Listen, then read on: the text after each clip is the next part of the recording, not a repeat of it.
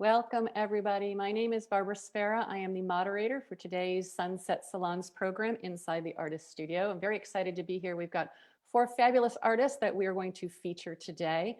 Jan Brown Checco, Cynthia Lockhart, Cedric Michael Cox, and Drew Steinbrecher. A couple of announcements that I have to make before we get started into our program. Number one, thank you for being here. Our sponsors, I want to clarify or mention, our Ohio Arts Council has been very helpful in us being able to put on our programs. A very special thanks to ArtsWave, and more importantly, a very special thanks to all those thousands of donors that give to ArtsWave every year, because without donors like you, ArtsWave would not exist. And without ArtsWave, what would the Cincinnati arts community look like? So we're very, very proud to have ArtsWave as one of our sponsors. I would also like to give a sincere thank you to Doug Yeager. He is our videographer who filmed all of these artist studios. He is with I Do Video Event Videography. So again, thank you very much, Doug, for your participation in this program. Remember to keep yourself muted and to keep your video off so that we can focus on our panelists and so we can see the videos very clearly. If you have any questions for the panelists as we go through the program, please type them into the chat if you are on Zoom and if you are on Facebook in the comment section, and we will try to get to as many of those questions as possible. We already have received about 4 or 5 questions from the audience already, so very excited about that. And at the conclusion of this, once this program is over, you are going to receive a survey. We would appreciate it if you could complete that survey for us. It provides us with some valuable information about our programming, which helps with our grant writing and helps us to continue to improve these programs that we have. So without further ado, we are going to go ahead and get started. So our format this evening is, first we are going to show a video of each of the artists. After I show the video of the artist, then they're going to be asked one question that they will answer. Then we'll go on to the next artist, ask that artist a question, then the next artist, ask that artist a question, etc. And once we have gone through all of those videos, then I'm going to open it up to all of the panelists and ask them questions. And we will go from there. So we're going to start with Cynthia Lockhart. Cynthia Lockhart is a very well-known Cincinnati artist. I call her sort of the fashion fabric artist of Cincinnati. So very excited to have Cynthia here. So we're going to begin with Cynthia Lockhart.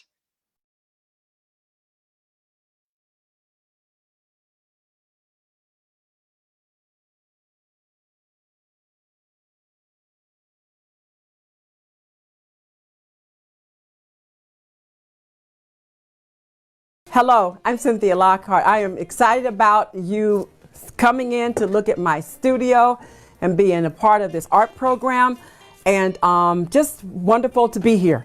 My studio is located in Springfield Township, where in my home.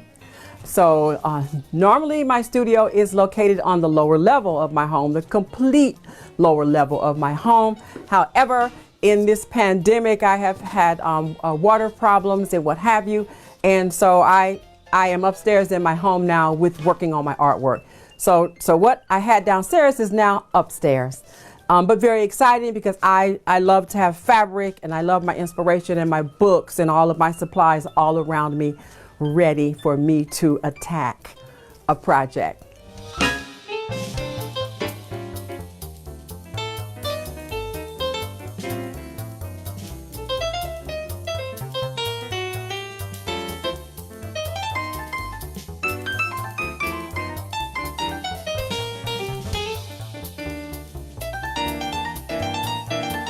I like to have a lot of my fabrics around me, my inspiration around me, and if like right now I'm in the middle of working with a piece that started out with plain muslin here, and this muslin, then I did a pour, a dye, not pour. It's not really a pour when you're putting it on fabrics. So you're really sketching with the paint, and you'll see the various lines, and so I use a Procyon dye for that. And then when the colors interact and mingle, then they create another color. And then here on top, you'll see an applique of some fabric that I haven't applicated yet, but it will be stitched down. And then I'll be adding some other details to it there. And then here goes another piece that at the very bottom, you have a a tie-dye effect at the very bottom. And then on top of this, I have done a screen print of a beautiful leaf. And always I try to dream and imagine, and I really never want to duplicate what Mother Nature has made. I want to do my version of it and abstract it, make it move, make it feel, make you look and delve into the work. That's what I like to do. I don't like to replicate, I like to create. If you haven't started doing storyboards, I highly recommend you start. It's just like a sketchbook. Only the sketchbook, you're taking it from the sketchbook. You're taking 3D items and you're putting it up on the wall and proposing what it might look like. It really helps to stimulate you and take you from that book format to that sort of panoramic aspect. And it really helps you it helps me to be able to come up with what's the next step. Or if I don't get back to it for months, then one day it'll strike me and I'll go back to it, as opposed to your sketchbooks. I also still sketch in a book, which is great also, but sometimes that one thing that you want to get to, you'll take it out, you'll put it up on the storyboard, and you build. So this is a conglomeration. It's not a complete story that I would do for a particular call. Sometimes I'll do a storyboard for this particular call, and so the imagery is all related to that same subject matter. In terms of the tools that I use, one of the things that I couldn't live without, because I pretty much am a stitcher by machine. I do apply my applique and all of my trims by hand, but the rudimentary work is done on these industrial machines. Now right here, this piece is called the Pandemic Blues. So of course we've all been indoors, and we're all overwhelmed with this COVID and what have you. And I kept saying, I know I'm inspired to do something about COVID, but it didn't hit me yet. I thought it would be when I made the mask, but it didn't happen. But I had this beautiful fabric that I had dyed. It started here with this.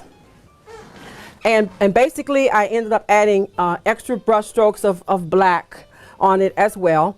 And then I have these wonderful orbs that I design. I always do these orbs. And so this one was called Pandemic Blues.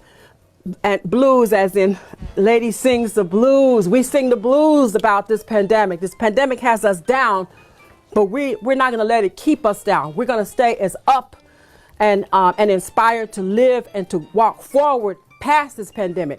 So that's why I called it the Pandemic Blues, but it has a lot of jazz and a lot of information on here.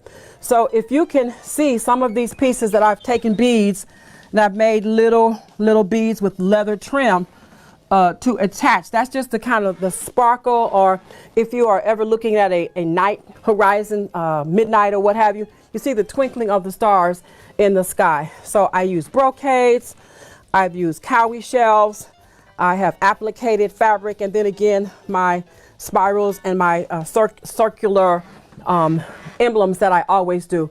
And then this has lots of stitches on it. I don't normally do a lot of stitches, but the pandemic has been such a pain that it just kept me pushing on that machine and pushing on that machine. And also I have a lot of draped items on here. But this one's called Pandemic Blues. Thank you, Cynthia. If you'll turn your video back on for me, please, Cynthia.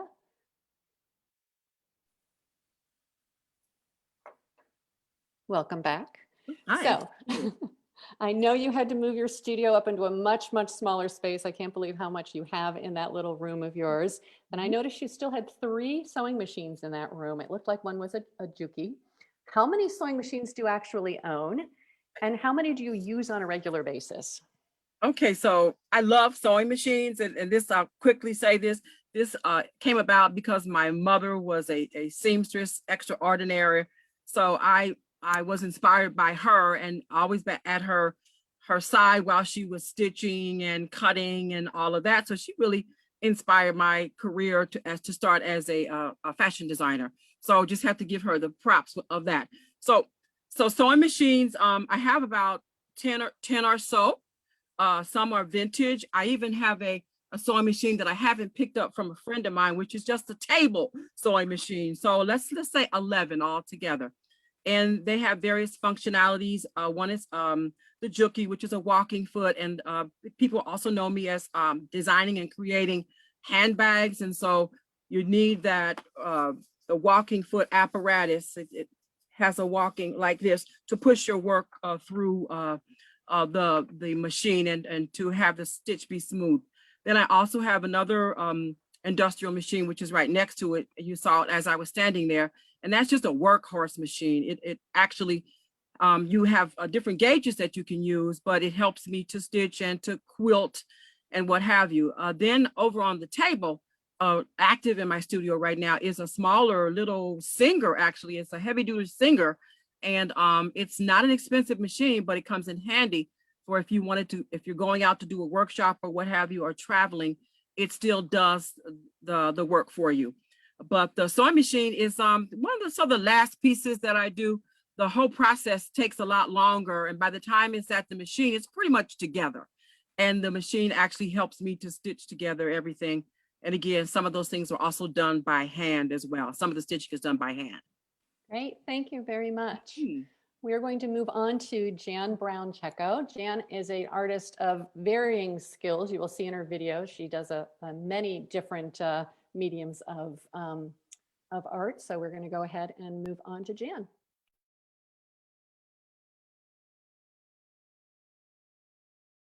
Hi, I'm Jan Brown Checco, and this is one of my studios. I'm in Clifton, and I'm very fortunate to have studio space in my home. This is the studio that is in the lower level, and because the floor is moppable, this is where I can do clay work and anything else that is messy, sometimes some glass cutting. And also this is where I have sort of my unfinished experimental things that sometimes when I don't feel like doing the serious stuff that somebody else wants me to do, I will come down here, turn on WGUC generally, and just kind of snoop around and let something tell me what needs to be done today. So it is spontaneous creativity in this space.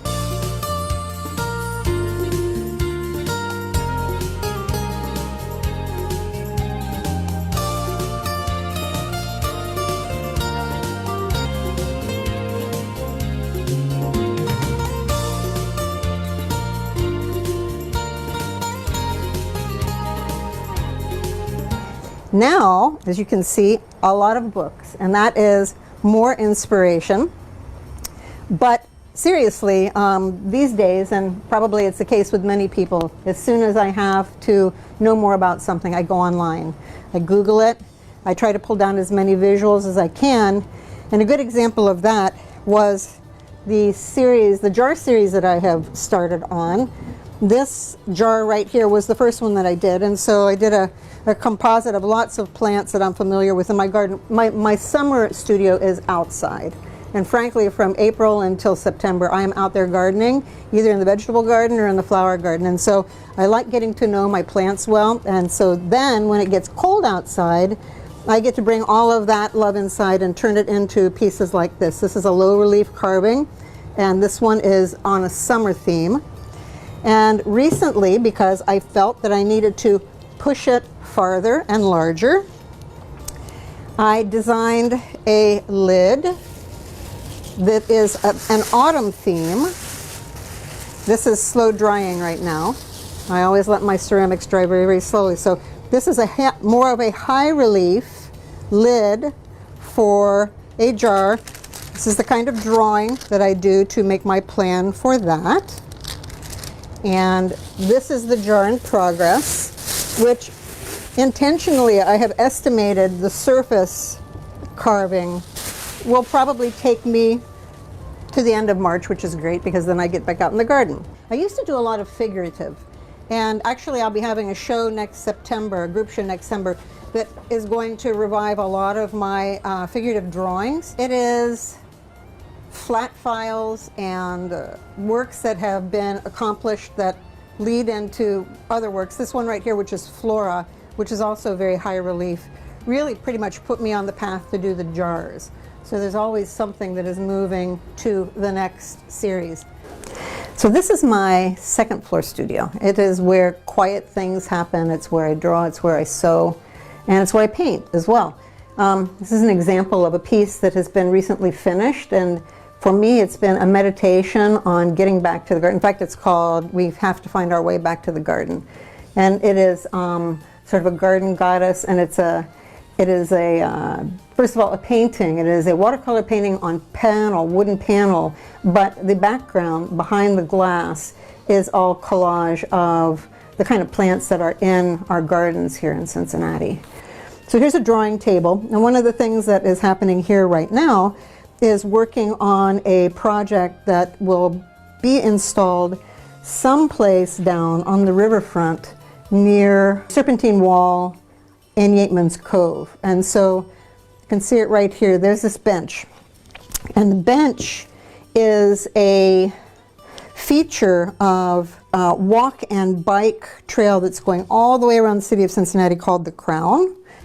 I like to do things with fiber in the cold months, and so generally it can be as simple as just some knitting while I'm relaxing at the end of the day.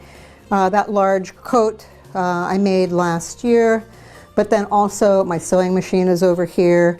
Lots of bins of fabric are down in the lower studio.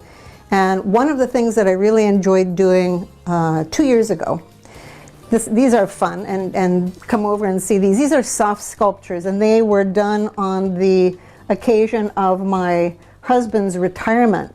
And he has met a whole cast of characters in the city during the time that he has worked for the city.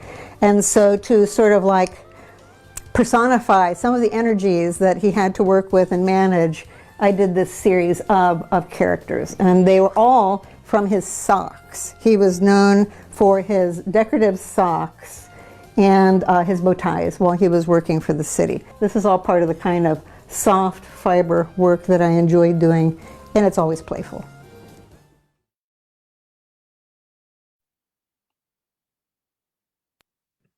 Jan, I love those little darling characters that you created. But you are known for your ceramics, and you have those beautiful pots you're working on. I saw 2 of your fountains in the video there. But what I didn't see were any glazes or a kiln. Where do you do that work? Back by the washing machine. I have an area back to the back of the house where my kiln and stationary tubs, all of that kind of stuff is still at the same level, and several utility shelves full of glazes. Okay, great. Thank you very much. Sure. We are going to move on to Drew Steinbrecher. Drew is a graphic designer by trade. He does beautiful quilts. He's moving into some other things you'll see in his studio. So without further ado, here is Drew's video. Hi everyone, I'm Drew Steinbrecher. I live in Over the Rhine, and this is my home studio. I love my home studio because I can come and go whenever I want. I can work in the morning if I want, or I can work in the evening. It doesn't really matter. One negative is I can't separate it, so I'm always kind of attracted to the studio. I'm always in here tinkering around, or I feel like I should be here.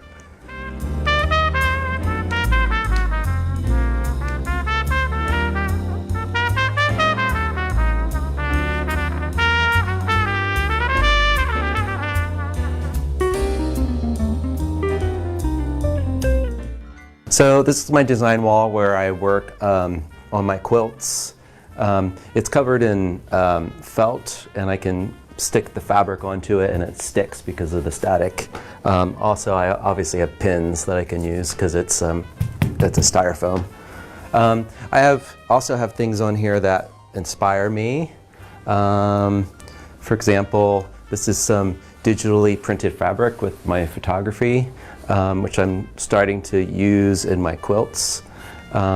This is just some hand-painted fabric that I did. This is dyed discharge fabric. I used bleach, and the dye comes out of the fabric, and so you can kind of paint on it. I've started using a gel plate, which is a way to monoprint, and I'm starting to test using fabrics on it. So that's kind of like my next in the evolution of my art. Let's see what else here. These name tags are from my classes at the Crow Barn, taking classes with Nancy Crow. And these are kind of like my trophies. The classes can be pretty intense, so I kind of see them as like my route, like the trophy for getting through the class. This is a quilt I completed this past spring, and then there's just more fabric over here. This is more digitally printed fabric, more dye discharge. These are some this is some fabric I got in Lancaster County, Pennsylvania. My mom lives there, and we were there in the fall, which obviously is a big quilting area because of the Amish.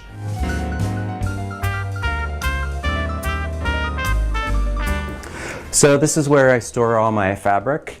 I use solid colored fabric, cotton fabric, and I need a lot of choices. So that's why you see so much here, because I may use a little of this and a little of that.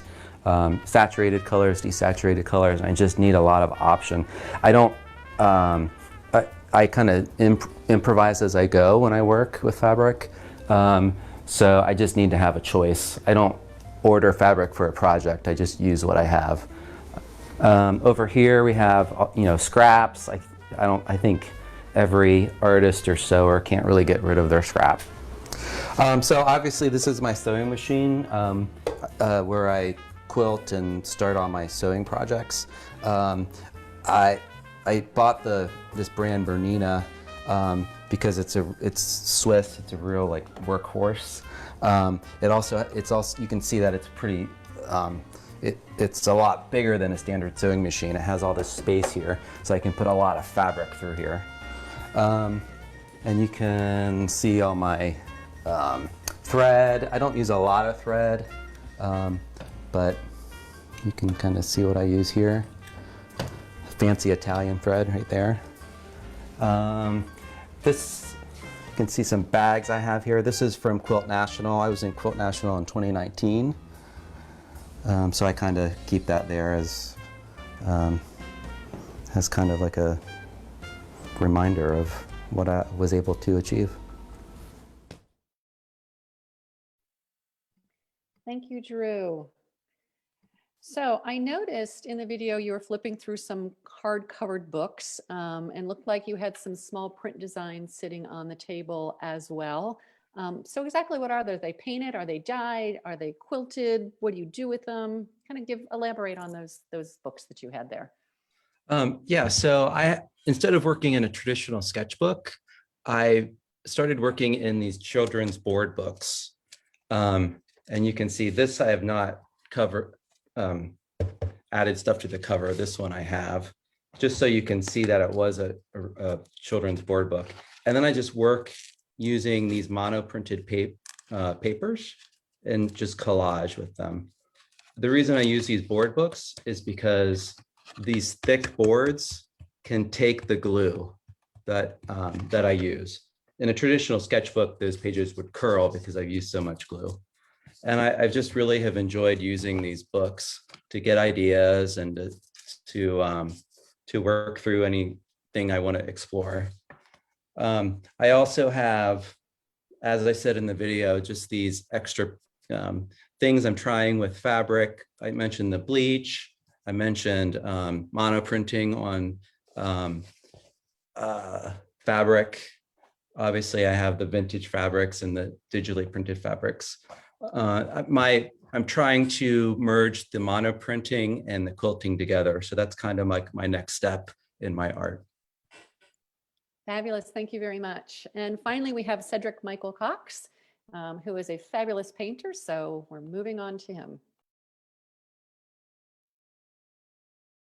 Hi, my name is Cedric Michael Cox. I'm a visual artist specializing in painting and drawing, and this is my studio in Roselawn, Cincinnati, Ohio.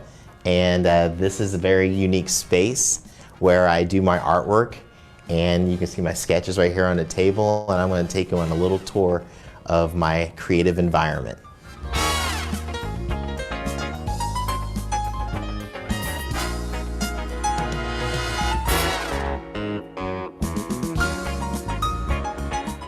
Hi, we're just going to go around and talk about a few of these paintings. This one is called Turning Point, a painting inspired by a project I did with Children's Hospital that talks about the emergence of life and the cycle of life. And this is another one that's actually going to be shipped out to Washington, D.C. that actually goes along the same theme of life and rebirth, and it's called Transcendence. And a lot of the paintings that you see in the studio here are done within the past year or two. This one is Rapture in Red. This is one of my favorites. And this one is one of the few paintings that's actually created that's based off the actual sketch itself. My work itself is derived from telling a portrait of yourself or explaining who you are from the inside out rather than the outside in. It's kind of like a intuitive self-portrait where I'm gathering all the influences, the people and the shapes and the things I do on a daily basis and kind of subconsciously letting them go on a piece of paper, and then somehow or another it ends up on the canvas through careful planning and colors. But usually I want to keep that same spontaneity that happens in the drawing into the painting. So they're kind of like this internal architectural anatomy of my inner spirit, if you will. That's what a lot of the abstract pieces relate to. Okay, this is my table of creativity, where I have wrapping paper for wrapping up paintings. And I have, of course, my various tubes of acrylic paint, along with my drawing pens and pencils and brushes and markers. But primarily I'm an acrylic painter, and I love acrylics. I like the fact that they just, you throw them on there and they dry fast. And it just worked for me. I was trained in oil painting, but because things are just moving so fast and things are on demand, I just paint with acrylics. I usually believe in starting with the darker essence of a color. People are surprised, like this is the closest thing I have to red, which is almost like this very cadmium bright kind of red. I don't really deal with red, but for example, I'll take something like a red oxide and I'll paint something that I want red. I'll start off with a red oxide, then I'll dry brush maybe some of this on top of it to get a really earthy look to it. If I want something that's going to be turquoise or this kind of light blue, I'll start off first with like this deep darker blue, or even go any darker than that. The whole idea is I like my shadows to already be there, and I like to pull light from the darkness. A lot of people think that's a reverse pattern of painting, but it's something I learned when I started working on murals. This is another work in progress. It's almost done, just like the previous painting. This is called Bundles of Joy. Bundles of Joy. Bouncing Bundles of Joy, something like that. So basically that's what it feels like you're dancing on the sun. It's the first piece that I did or finished for the new year. And yeah, I love it. It's very colorful, it's very patriotic, and it's very bright, and it's just fun. It just feels very animated and just fun. And so of course you have the blank canvases of commissions and works that are about to get started.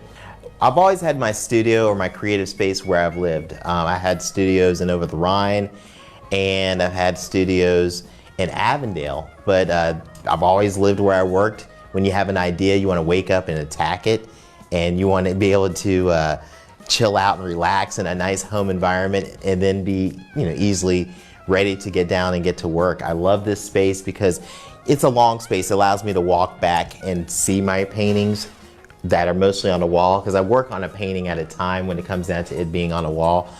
But yeah, I just love it. I think it's great. I like to actually have more working walls, but in time, in time. Actually, my next project is a big 6x10 footer, so it's definitely gonna be one big painting at a time, so. Thank you, Cedric. So Cedric, I noticed in the video that all of your finished works were displayed on an easel, Yes. and that your working canvases were taped to the wall with this nice big sheet of pretty painted plastic. Why is it that you paint on a wall as opposed to an easel? Well, I don't like to bounce back. I mean, I'm very heavy-handed. Ever since I was a kid, I would color very hard and very rough. Of course, there's stable easels that that you can work on with paintings, but they take up a lot of room. I think display easels work fine for me as far as displaying my works or actually having my work so I can, or finished works that are like sources of inspiration. But I like the wall, because it focuses me. I can have like 5 or 6 paintings on the wall. Right now, that big 6 by 10 footer I was talking about is right behind me. So it takes up my whole entire wall. So, but yeah, so I'm forced. I can't go anywhere else but the wall right now. Great, thank you. So if all of my panelists can turn their videos back on, we are going to start some questions for all of the panelists and bounce around. Remember, if you have any questions for the panelists, please type them in the chat or in the comments if you are on Facebook. I will try to get to those questions if I can. So I had a question for all of the artists out there, because you all work in both wet and dry mediums.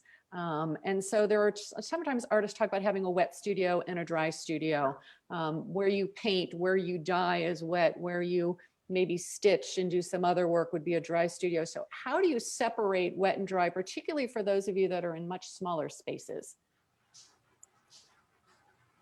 I'll go first. I just make sure I keep them away from each other. I mean, that's the best thing. I think there's a designated area within my studio where I just keep the drawings away from the paints, basically. That's a little bit why I have the upstairs quiet drawing and fiber studio, and then the downstairs messy, wet, dirty, and all the way out to the garage for some things. I've got a garage studio as well for the warm weather months.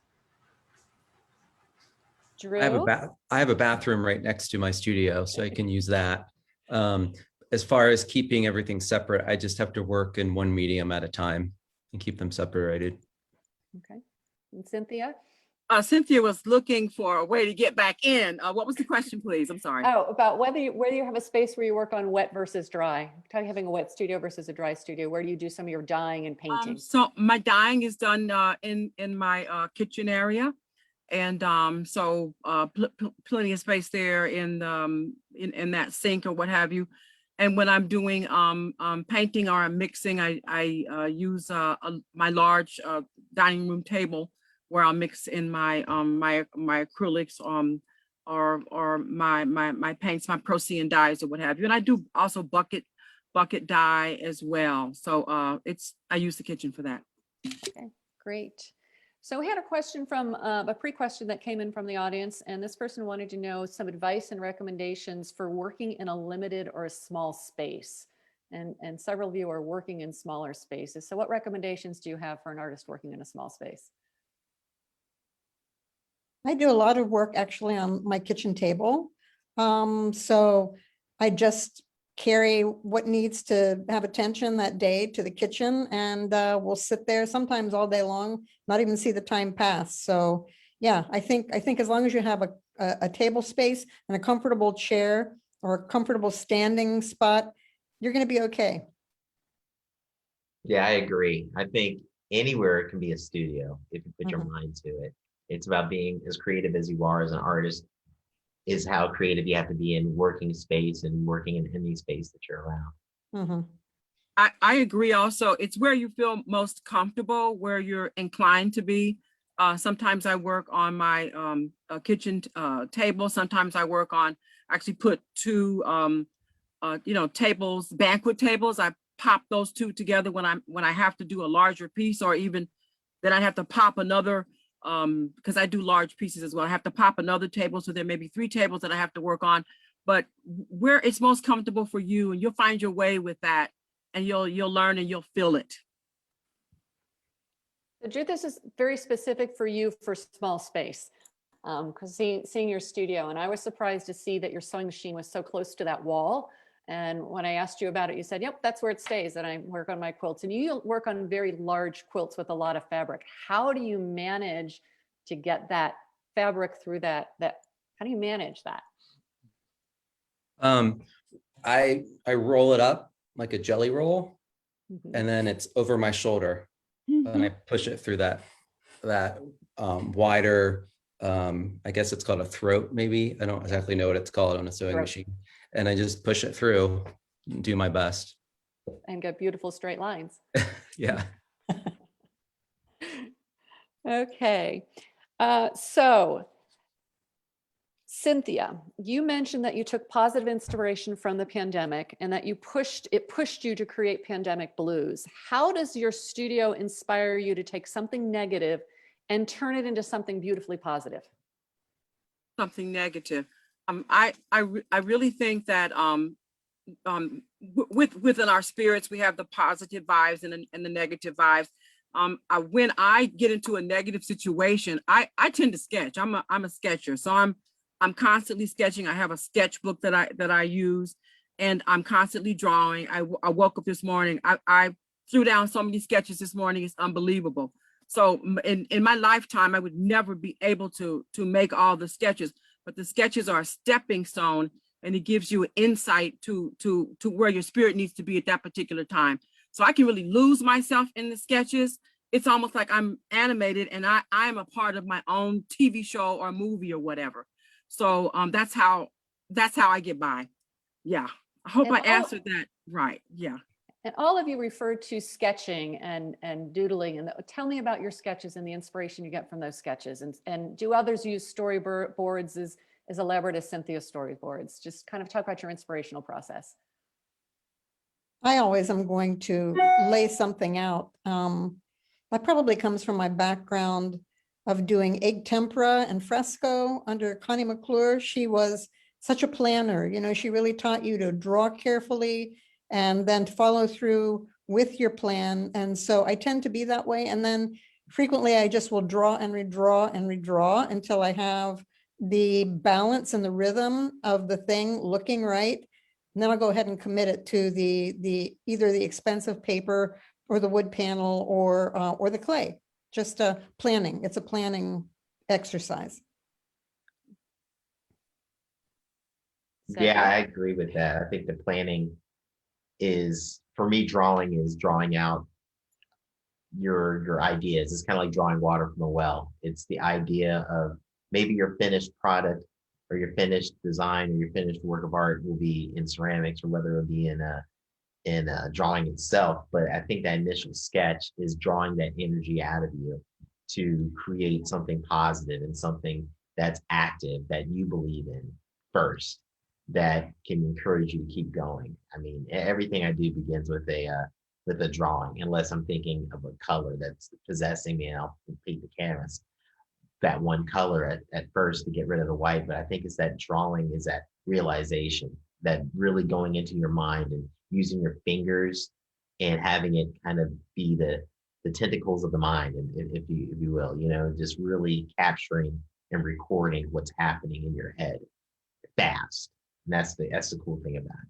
And you mentioned that the can't remember the name of it, the red painting that we saw, Rapture in Red. Rapture in Red, sorry, was the closest to the drawing of any of your paintings. So where and how does that transition? Well, that drawing was just, that's why I love that painting so much, because like I didn't have to, yeah, there's a lot of what's the word, spontaneity when you actually you're spontaneous while you're working on the painting, and that can happen with color, but also it happens sometimes with the forms. Something that's so small, when you enlarge it or redraw it onto the larger canvas, it becomes, you have to make it more interesting or take a lot of it away. With that, it was just a balance, and it was real honest. So that's why I love that so much. And yeah, I think it was just, it's a great piece. I love it. And Drew, from your graphic design background to I use my sketchbooks as a way, one, when I kind of don't know what else to do and I want to do something, so they're pretty easy to just get in there and do something. And then two, to just kind of loosen up, you know. I always start with this before I would go to something, before I would start a larger project. Perfect. Okay, so we had another audience question. So do any of you consider age a limiting factor to enter the art world? Not at all. No way. No. Good. You know, once I read about the amazing master Hokusai in Japan, who had a dictum that he said he didn't know anything at all when he was in his 50s, and when he was in his 60s he was just starting to know a little bit, and when he was in his 70s maybe there were a few things that he didn't feel like he needed to destroy, but by the time that he was in his 80s he was hoping that every line would be alive. And so something like that for me is just yeah, I mean, don't take your work too seriously. Just keep making it, keep doing what you think is the very best thing that you can create, and then keep moving on. I mean, it's never too late. It's never too early. It's never too late. You have to be true to yourself and true to your spirit. I believe that artists are called from God to do what we do, because we are taking a big risk when we are putting together ideas and concepts that reach out beyond us. So we're filled with all of this energy and this emotion, and we're able to dispense it out into the universe. It can start very young, but I think it just gets better and better, like fine wine. As you get older, you become more clearer about where you need to go and more focused. You're not really concerned about commercial or markets or if it sells or whatever. You're just trying to put that inspiration out into the world so people can enjoy it. Right. So how do all of you document or archive your work? Do you keep your test pieces? Do you journal your process? Do you maintain digital files? How do you, or do you just not really care? I tend to take, yeah, I do too. Me too, Cynthia. I take a lot of photos in progress, frankly, because sometimes I can't see the thing in front of me. I have to just look at something else. I have to look on a screen, or I have to look at a printout of it, and then I have to draw on top of that, because sometimes we need, I liked what Cedric said about getting some distance, being able to walk to the other end of the studio so you can get away from the thing and then let yourself decide what has to happen next. So a lot of documenting. I've got a lot of archives. My objective lately has been to deaccession, move it out of here, put it in different collections. I am happy to let go of things at this point. It's time to downsize. Anyone else? I photograph. I believe in, I never was a great photographer. So even when, in the very beginning, right after college and started, taking art seriously, I've had the same guy document my stuff for the past 20 years, from slides to now.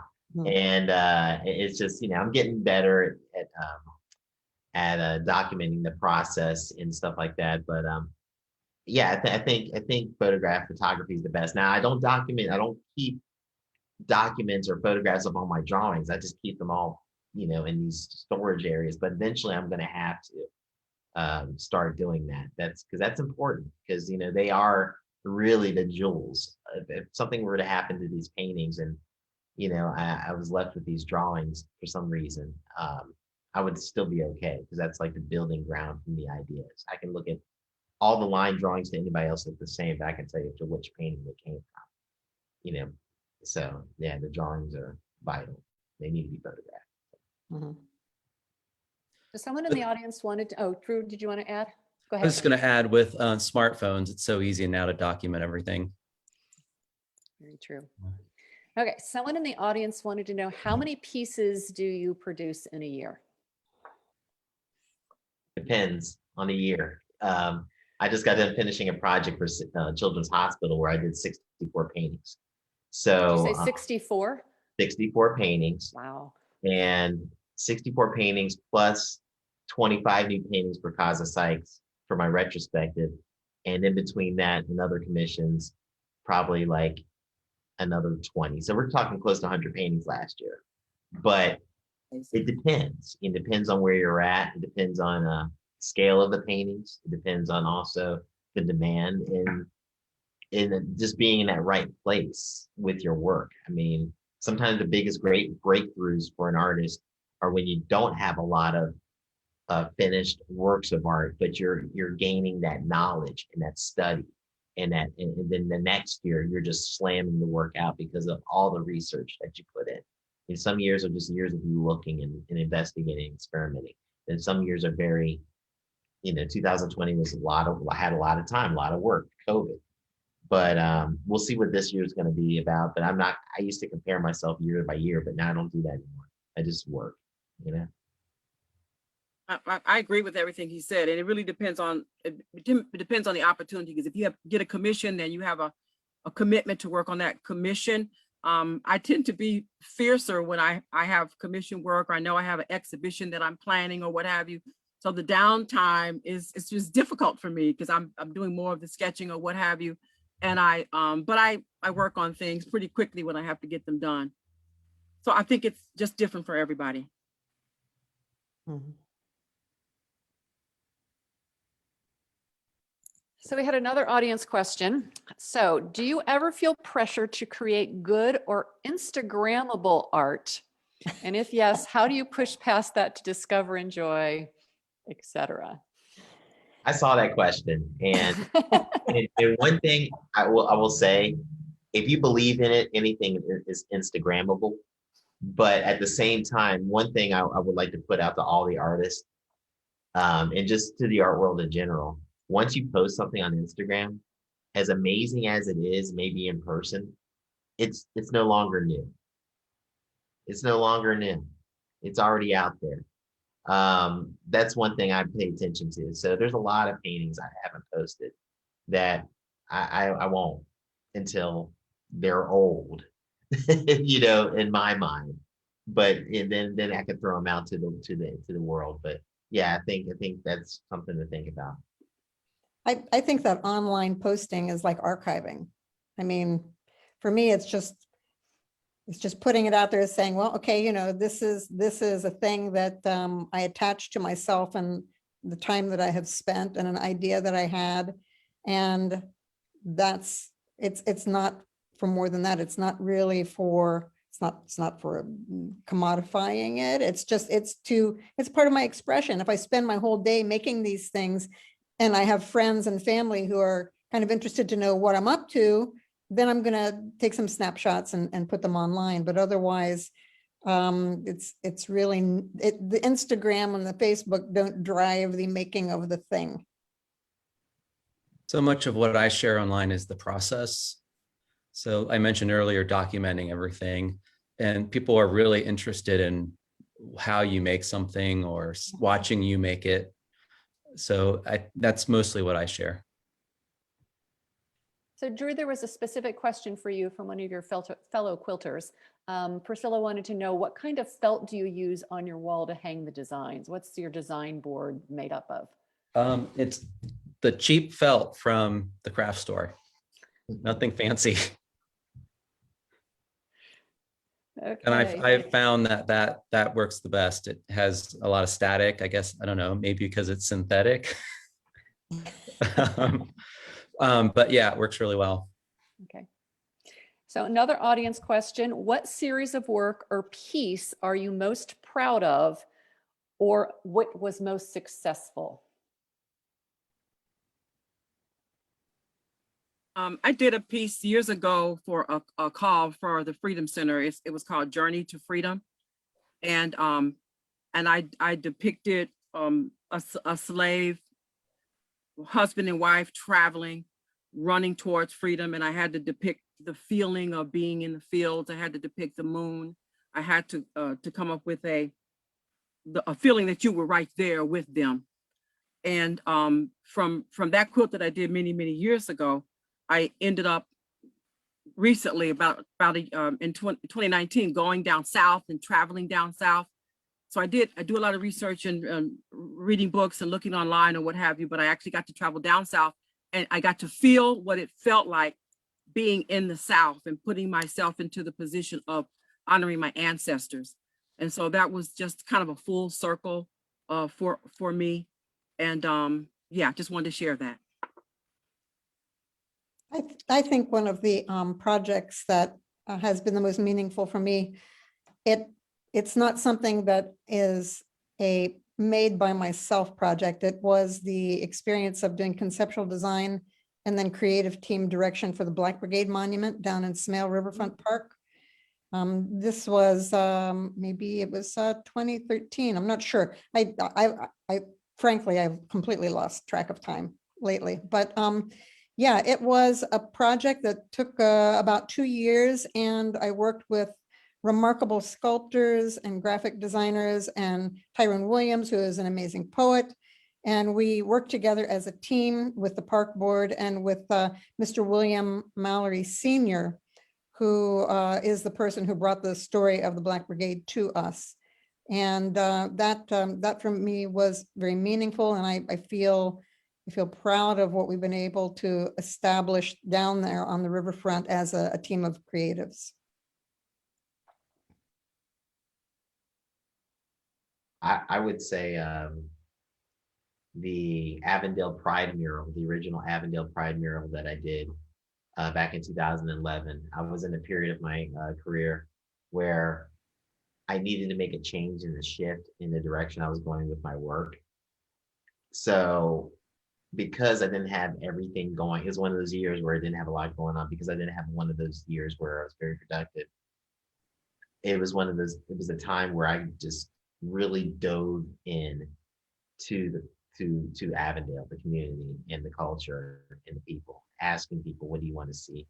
Maybe in the back of my mind, knowing what I wanted to do, but at the same time, it was just the fact that mural meant so much to so many other people.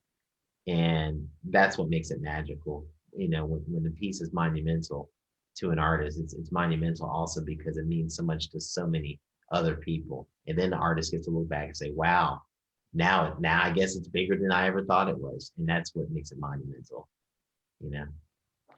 Mm-hmm. For me, it was a piece I made at my first Nancy Crow class. It was a piece where I learned technically how to do what I had always wanted to do and had always seen in my mind, but couldn't achieve.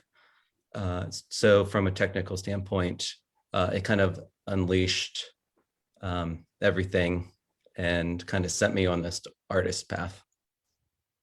And you mentioned that those Nancy Crow workshops are very intense. Why is that? She just expects a lot out of you. And you work really hard and long hours, and she wants the best. So do any of you others go to workshops or classes or get guidance from other artists, or you pretty much just do your own thing at this point, or do you mentor other artists?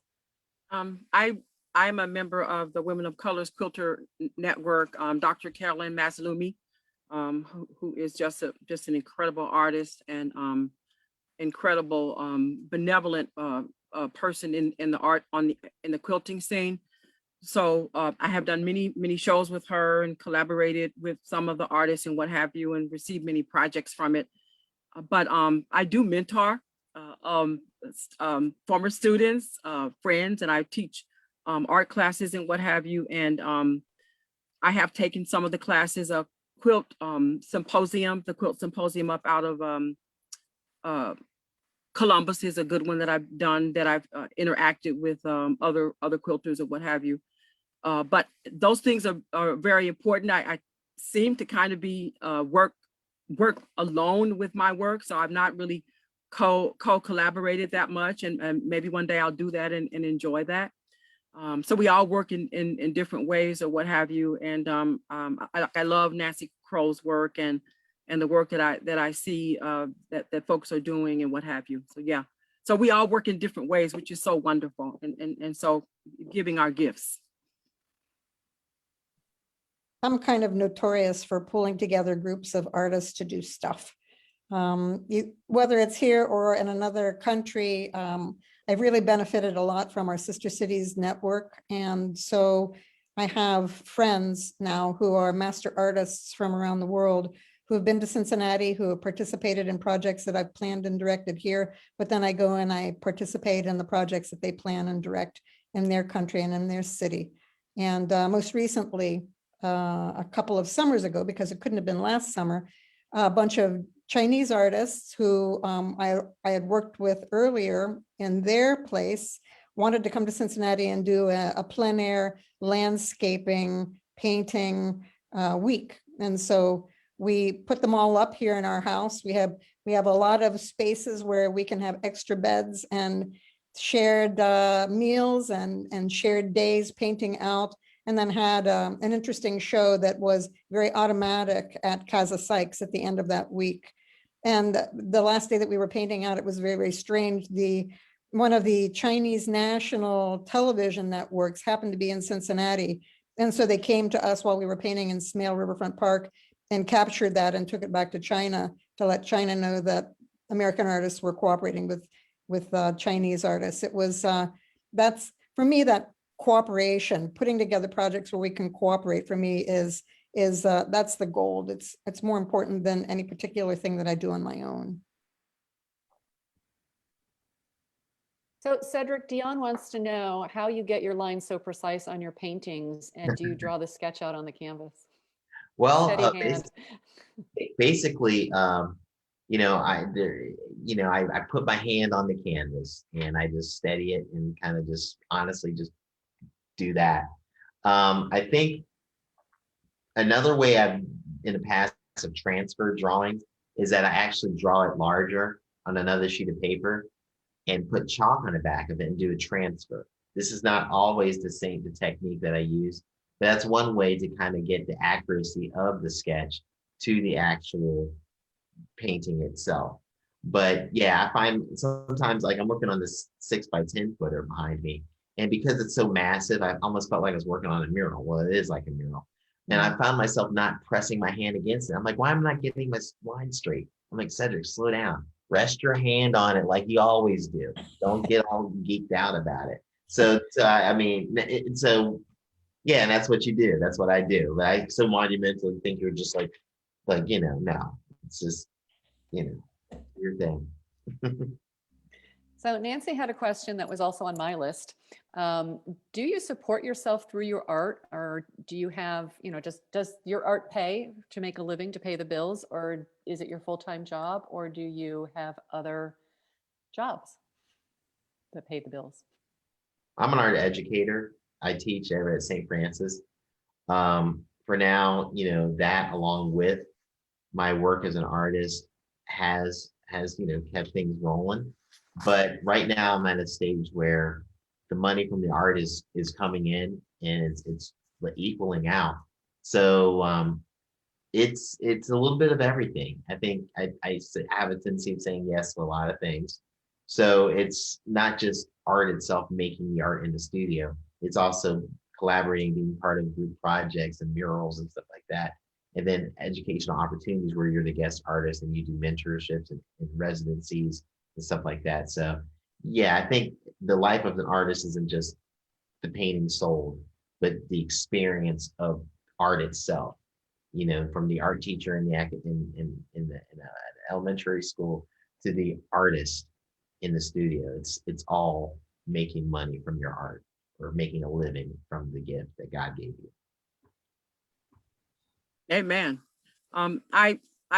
For me, art is, I was once on the phone with the IRS, and he was giving me some advice on my taxes. And he said, art is really hard, isn't it?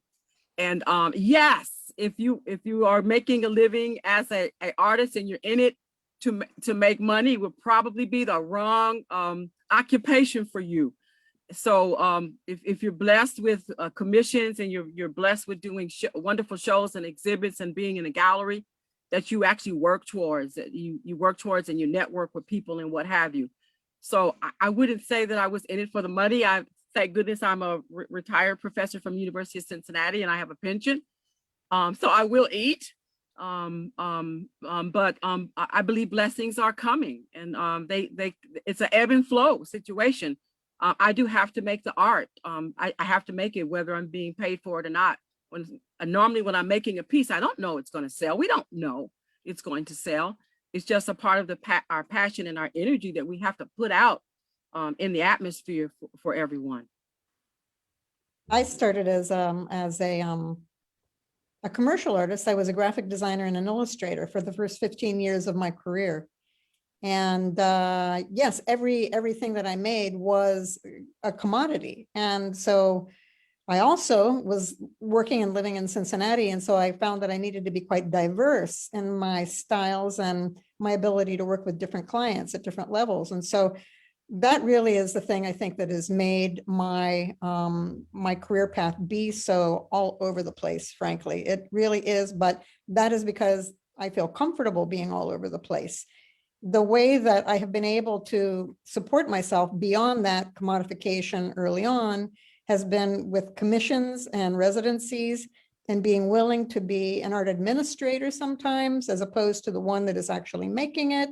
There are a lot of different needs for people who have design skills and convening skills and a certain amount of business acumen. So that's, for me, that's the only way that I've been able to put it together. I don't make all my income from my art. I have other jobs that I have. Right now, it's maybe a third of my income, with the goal of it being 100% of my income. And especially lately, I've been teaching, which is new for me. So I think that's, as others have said, it's not always about just, here's a piece of art, sell it. There's so much more you can do as an artist. As I just mentioned, teaching, for example. Okay, we are close to, close to the end of our hour, but we're gonna do a little speed question. So quick one word answers or very short answers, and each of you are going to just very quickly make these answers. Favorite color? Green. Turquoise. Black. Green. Favorite tool or gadget you have in your studio? Oh, Pencil. slab roller. 2-inch folk art brush. This double tracing wheel. Cynthia? Oh, I said pencil. I mean, Oh, sorry, missed it. Pencil, love it. start with a sketch. So yeah, sketching. Favorite medium to work in?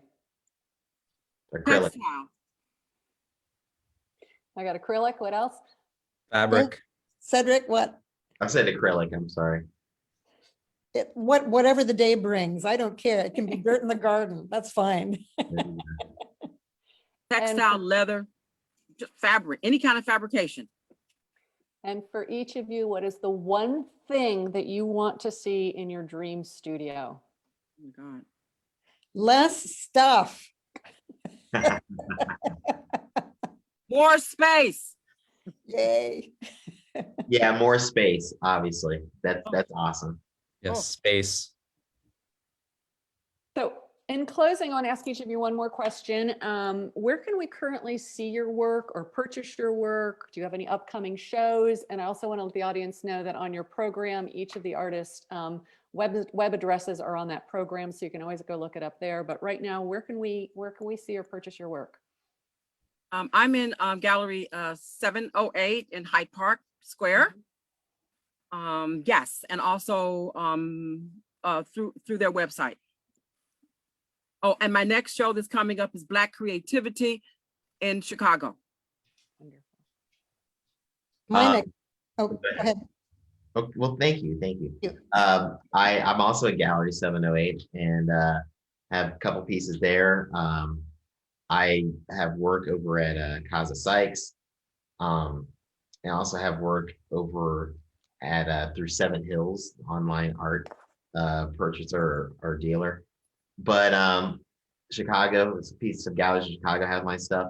But if you just contact me directly, that's where you can get a whole breakdown of everything I have available. And yeah, that's it.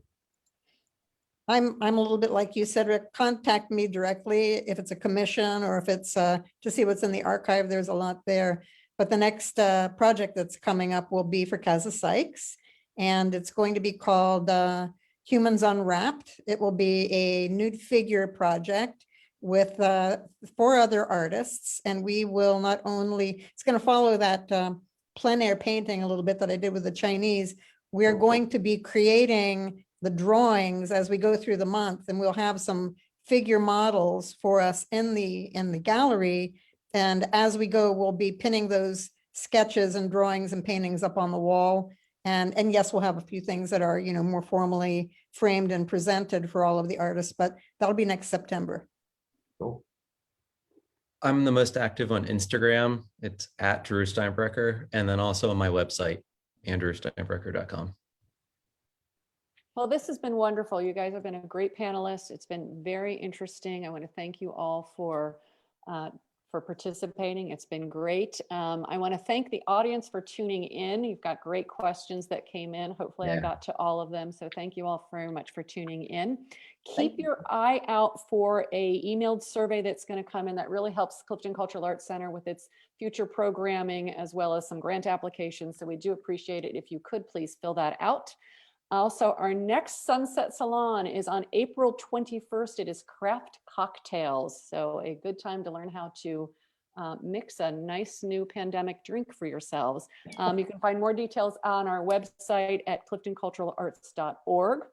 Also, I want to let you know that we've recorded this session. So if there was someone who couldn't see it or you want to see it again, it will be up posted on our website. And each of the artists' videos are going to be posted as well. So you can take a tour of their studio again if you wanted to take a look at that again. I want to absolutely thank again our sponsors who were Ohio Arts Council, ArtsWave, Doug Yeager, who videoed everything and put up with all of our edits. Doug Yeager is with I Do Video Event Videography. Doug, if you're online, you may unvideo so we can kind of wave and say thank you to you. Not sure if you're on or not. And I want to make a very, very special thank you to Emmeline Benson, who is the Clifton Cultural Arts Center's Communications and Program Manager. Emmeline, unvideo yourself, show your face so we can thank you in person. Emmeline was behind the scenes doing all of the video ons and offs, turning on videos, turning off videos, organizing, sending emails.